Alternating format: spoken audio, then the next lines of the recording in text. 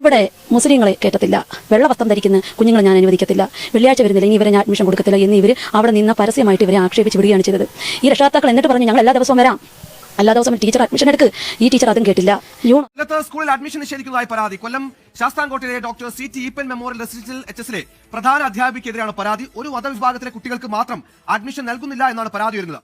ഈ ടീച്ചറുടെ ഹിസ്റ്ററി എന്താണെന്ന് അറിയോ? 4 തവണ എങ്ങാനും സസ്പെൻഷൻ കിട്ടിയിട്ടുണ്ട്. അത്രക്ക് നല്ല അടിപൊളി സ്വഭാവമാണെന്നുള്ളതാണ്. അതുകൂടാതെ തന്നെ സഹപ്രവർത്തകയായിട്ടുള്ള മുസ്ലിം നാമധാരിയായിട്ടുള്ള ഒരു ടീച്ചർ ഇവരുമായിട്ട് ചെറിയ ഇഷ്യൂസ് ഒക്കെ ഉണ്ടാവുന്നുണ്ട്. അതായത് ഇവർ അന്നേ വിവേചനങ്ങൾ കാണിച്ചിരുന്നു എന്നുള്ളതാണ്. ആ ഒരു ടീച്ചർ രാജിവെച്ച് പോകുന്ന ഒരവസ്ഥ.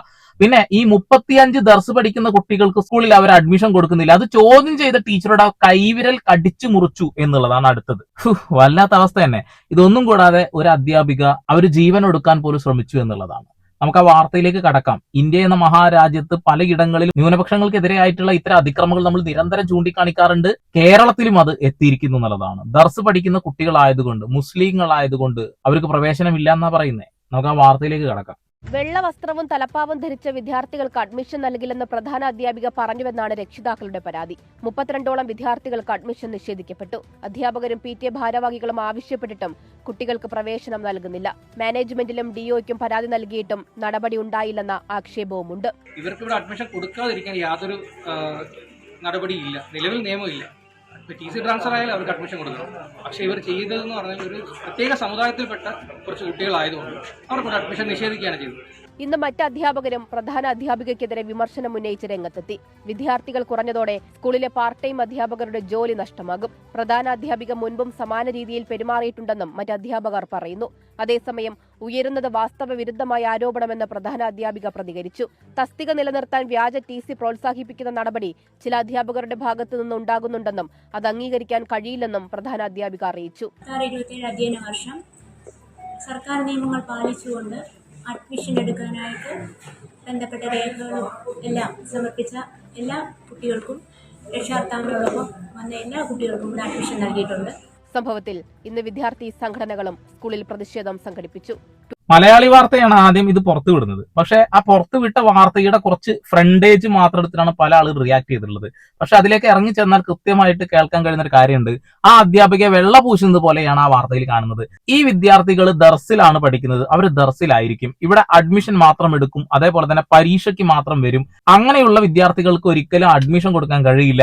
അത് എന്തുകൊണ്ടാണെന്ന് വെച്ചാൽ ഒക്കെ വന്ന് നോക്കുന്ന സമയത്തൊക്കെ കുട്ടികളില്ലെങ്കിൽ അത് പണിയാകും എന്നുള്ളതാണ് മലയാളി വാർത്ത പുറത്തുവിട്ടത്. പക്ഷെ അതിന്റെ യാഥാർത്ഥ്യം അതല്ല എന്നുള്ളതാണ്. അതേ സ്കൂളിലെ അധ്യാപിക പറയുന്ന ഈ വാക്കുകൾ കൂടി നിങ്ങൾ കേൾക്കണം. അവസാനം ഇവര് പറഞ്ഞു പറ്റത്തില്ല, ഇവിടെ പഠിക്കാൻ പറ്റത്തില്ല, ഇവിടെ വെള്ള വസ്ത്രവും പറ്റത്തില്ല, തൊപ്പിയും പറ്റത്തില്ല. അവർ പ്രയോഗിച്ചു, അത് വൈസ് പ്രസിഡന്റ് പ്രയോഗിച്ചൊരു പ്രയോഗമാണ്. സ്കൂൾ തുറന്ന ദിവസം അതിന് മുന്നേ ഞങ്ങൾ പോയി ഇങ്ങനെ PTA വൈസ് പ്രസിഡന്റ് ഞങ്ങൾ 2-3 അധ്യാപകരൊക്കെ പോയി ഇങ്ങനെ കുട്ടികളെ ക്യാൻവാസ് ചെയ്യുമ്പോൾ അവിടെ ഒരു ദർസ് ഉണ്ട്. അപ്പോൾ ദർസിൽ അവിടുത്തെ ജോയിന്റ് സെക്രട്ടറിയെ കാണാൻ പറഞ്ഞു. സെക്രട്ടറി പോയി കണ്ട്. അപ്പോൾ അവർ എങ്ങോട്ടും വിട്ടില്ല, അവർക്ക് അടുത്തൊരു സ്കൂൾ വേണം കുഞ്ഞുങ്ങൾ പോയി വരാൻ.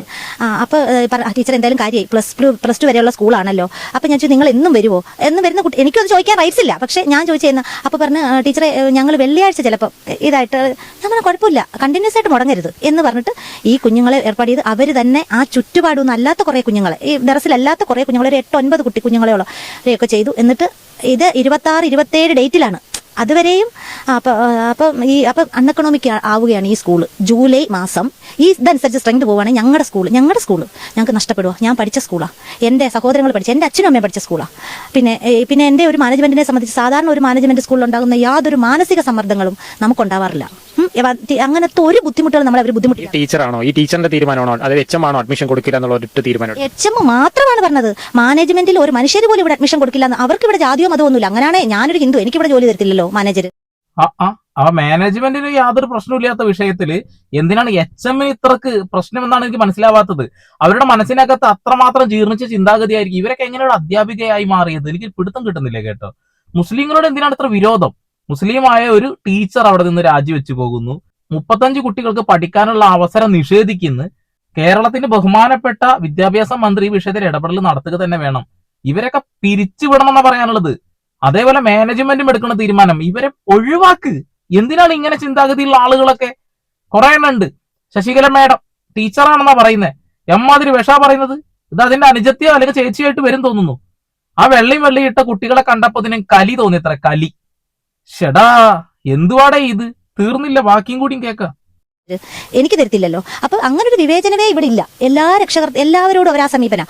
അപ്പോൾ വന്നു ഈ കുട്ടികൾ എല്ലാവരും എത്തി ഞങ്ങൾ ബസ് വന്ന ബസ്സിൽ കയറി ഈ ടീച്ചർ ഞാനിവിടെ സ്കൂട്ടറിൽ വന്ന് മഴ വന്നു. ഈ കുഞ്ഞുങ്ങളെല്ലാം വന്ന് ഇവിടെ വന്ന് കഴിഞ്ഞപ്പോഴേ ഈ ടീച്ചറുടെ പെർഫോമൻസ് നിങ്ങൾക്ക് അറിയണമെങ്കിൽ വന്ന രക്ഷാകർത്താക്കളോട് PT വൈസ് പ്രസിഡന്റിനോട് ചോദിക്കണം. ഞാൻ പറയുമ്പോൾ ഞാൻ അകത്ത് നിൽക്കുന്ന ഒരു ടീച്ചറാണ്.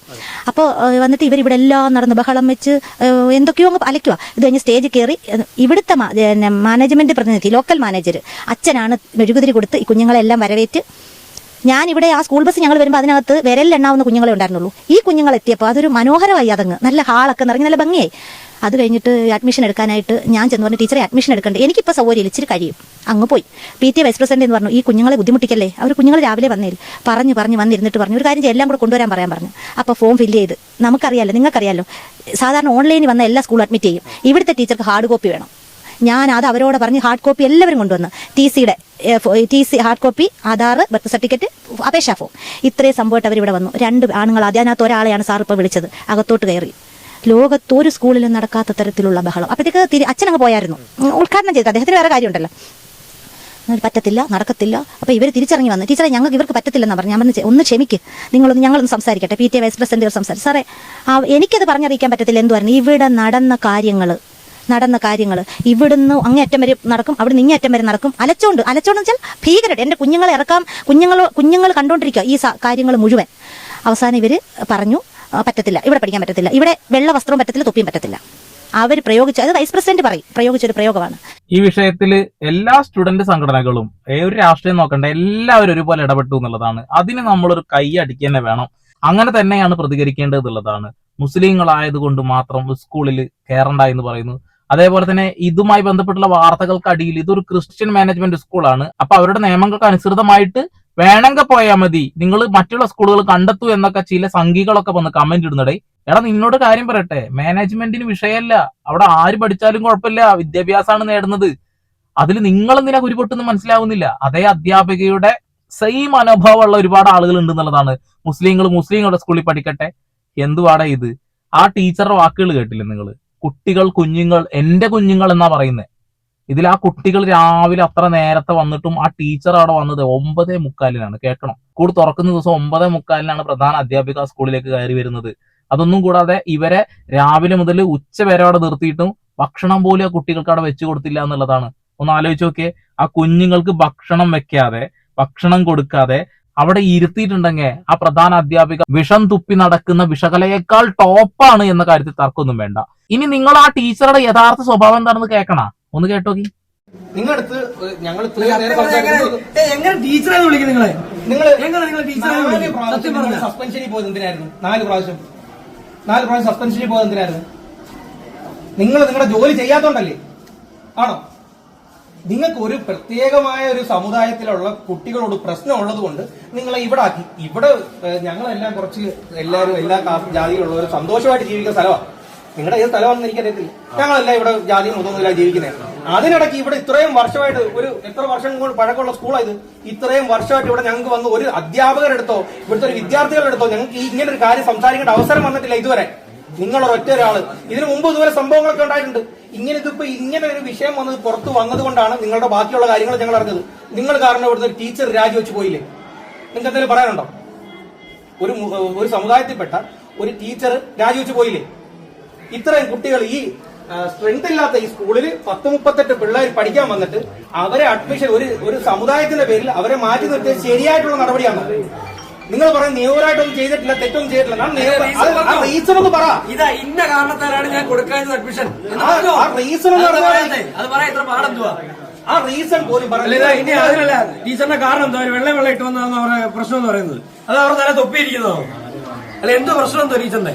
ഇത് നിങ്ങൾക്ക് അഡ്മിഷൻ കൊടുത്തതിന് ശേഷം ചെയ്യാലോ. അവർ വരുന്നില്ല, നിങ്ങൾക്ക് റിമൂവ് ചെയ്യാം. ഞങ്ങൾ ആരും വരത്തുപോലുമില്ല ചോദിക്കാൻ. നിങ്ങളുടെ ഡ്യൂട്ടി അത്. ഉറപ്പായിട്ട് ചെയ്യാം. ഒന്നും ചെയ്യാതെ ഈ സ്കൂളിൽ അഡ്മിഷൻ വേണമെന്ന് പറഞ്ഞ് വന്ന കുട്ടികളെ, അവരുടെ പാരന്റ്സിനോടൊപ്പം വന്ന കുട്ടികളെ നിങ്ങൾ അഡ്മിറ്റ് ചെയ്തില്ല. എന്ത് റീസൺ? ആ കാര്യം മാത്രം ഞങ്ങൾ ചോദിക്കണം. റീസൺ ഒന്നും പറയൂ. റീസൺ ഒന്നും പറയാതെ നിങ്ങൾ ഇവിടെ ഇരുന്ന് ഈ കാണിക്കുന്നത് ഒന്നും നല്ല നടപടിയല്ല. ഒരു കൂസലില്ലാതെ ഇരിക്കുന്നതൊക്കെ എന്തായാലും ഒരു ഉളുപ്പില്ലാത്ത ടീച്ചർ. ഇതൊക്കെ ടീച്ചറാണെന്ന് പറയാൻ പോലും നമുക്ക് ലജ്ജ തോന്നുന്നു എന്നുള്ളതാണ്. ആ കുട്ടികള് നിരന്തരം സ്കൂളിൽ വരില്ല, അവർ ദർസിൽ നിന്നാണ് പഠിക്കുക, സ്കൂളിൽ വല്ലപ്പോഴേ വരൂ എന്നുള്ളതാണ് ഇവർ മലയാളി വാർത്തക്ക് കൊടുത്തിട്ടുള്ള ആ ഒരു ബൈറ്റ് കേട്ടോ. സത്യത്തിൽ മാതാപിതാക്കൾ പറയുന്നത് എന്താണെന്നറിയോ, വെള്ളിയാഴ്ച മാത്രമായിരിക്കും ലീവ് എടുക്കുക, ബാക്കിയുള്ള ദിവസങ്ങളിലൊക്കെ സ്കൂളിൽ വരുന്നുള്ളതാണ്. ദർസിന് പഠിക്കുന്നത് കൊണ്ട് തന്നെ അവർക്ക് മദ്രസയിലോ അല്ലെങ്കിൽ പള്ളിയിലോ ഒക്കെ പോകേണ്ട ആവശ്യങ്ങൾ വരുന്നുണ്ടാകാം. ആ ഒരൊറ്റ കാരണം കൊണ്ടാണ് മാസത്തിൽ 3-4 ദിവസമാണ് അങ്ങനെ ഒരു ലീവ് വരുന്നത് അല്ലെ. ആ ഒരു കാര്യത്തെ ടീച്ചർ ഉൾട്ടയടിച്ചു എന്ന് പറയേണ്ടി വരും. എന്തായാലും നല്ല ടീച്ചർ തന്നെയാണ് കേട്ടോ. ഇത് ഇന്ത്യ എന്ന മഹാരാജ്യമാണ്. ഈ ഇന്ത്യ എന്ന മഹാരാജ്യത്ത് എല്ലാവർക്കും ജീവിക്കാനുള്ള അവകാശങ്ങൾ ഉണ്ട് എന്നുള്ളതാണ്. ആ കുട്ടികളുടെ പഠിക്കാനുള്ള മൗലിക അവകാശത്തെയാണ് നിങ്ങൾ ഇപ്പോൾ ലംഘിച്ചിട്ടുള്ളത് അല്ലെങ്കിൽ തടഞ്ഞു വെച്ചിട്ടുള്ളത്. ഇതിൽ കൃത്യമായി മന്ത്രിയും കോടതിയും ഒക്കെ ഇടപെടലുകൾ നടത്തുക തന്നെ വേണം. അങ്ങനെ ഊളത്തരം കാണിക്കരുത് എന്റെ പൊന്നു ടീച്ചറെ എന്ന് വിളിക്കാൻ എനിക്ക് ബുദ്ധിമുട്ടുണ്ട്, എന്നാലും വേറെ വാക്കുകൾ ഉപയോഗിക്കുന്നില്ല. ടീച്ചറെ, ടീച്ചർ ഒരു കാര്യം മനസ്സിലാക്കണം. ടീച്ചറുടെ ക്ലാസ് മുറികളിൽ ഹിന്ദു, മുസൽമാനും ക്രൈസ്തവനും ഒക്കെ ഒരുമിച്ച് ഇരുന്നിട്ടുണ്ടായിരിക്കാം അല്ലെ. അവരുടെ കൂടെ ഇരുന്ന് പഠിച്ചിട്ടല്ലേ ടീച്ചർ ഈ രീതിയിലായത്. എന്നിട്ടും ടീച്ചർക്ക് ഇമാതിരി അതാണ് തോന്നുന്നെങ്കിൽ ടീച്ചറെ ഇതൊക്കെ കഴപ്പാണെന്ന് പറയേണ്ടി വരും. മുസ്ലിങ്ങളെ കാണുമ്പോൾ ഈ വിഷമൊലിച്ച് തൂങ്ങുന്ന പരിപാടി ഉണ്ടല്ലോ, അതൊന്നും ഒരു അധ്യാപികക്ക് പറഞ്ഞ കാര്യമല്ല, അല്ലെങ്കിൽ ഒരു അധ്യാപകനും പറഞ്ഞ കാര്യമല്ല എന്നുള്ളതാണ്. അവർക്ക് അഡ്മിഷൻ കൊടുക്കണം ടീച്ചറെ, അവരവിടെ പഠിക്കണം ടീച്ചറെ, അവർക്ക് പഠിക്കാനുള്ള അവകാശമുണ്ട് ടീച്ചറെ. ഇത് ഇന്ത്യ എന്ന മഹാരാജ്യമാണ് ടീച്ചറെ. ഒരു ഭരണഘടന ഇവിടെ ഉണ്ട് ടീച്ചറെ, നിയമങ്ങളും ഇവിടെ ഉണ്ട് ടീച്ചറെ. അതൊക്കെ മനസ്സിലാക്കണം എന്റെ പൊന്നു ടീച്ചറെ. വീണ്ടും വരെ പുതിയ വാർത്താ വിശേഷങ്ങളുമായി സന്ദീപ് എടപ്പാൾ സൈനിങ് ഓഫ്.